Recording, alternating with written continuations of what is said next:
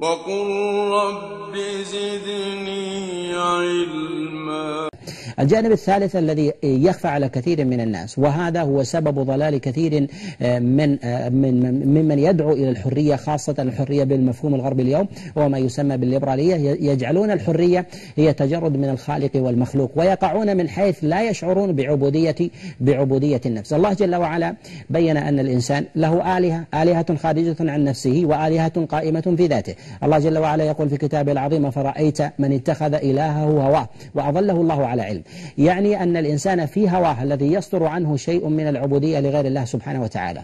لهذا الذي يعبد هواه بإشباع غرائزه في ذاته من إشباع متعة الأكل والمشرب، وكذلك أيضا الملبس، ما يتعلق أيضا بالمسكن، ما يتعلق أيضا بعبودية الفرج، ما يتعلق بعبودية السمع، ما يتعلق بعبودية البصر، وغير ذلك من الاستئثار.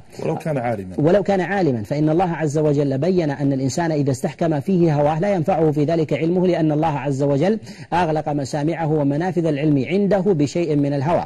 ولهذا نقول إن الهوى هو الذي يغلق المسامع ويغلق الأبصار ويغلق كذلك أيضا حس الإنسان عن إدراك مراد الله سبحانه وتعالى.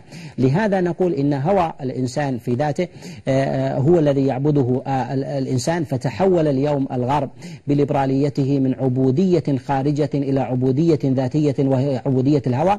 فنشأ لديهم الانحراف في العقائد، نشأ لديهم الانحراف في الأخلاق، نشأ لديهم الانحراف في جانب الأموال، فعبدوا أهواءهم وانصرفوا إليها، وظنوا في ذلك أنهم متحررين.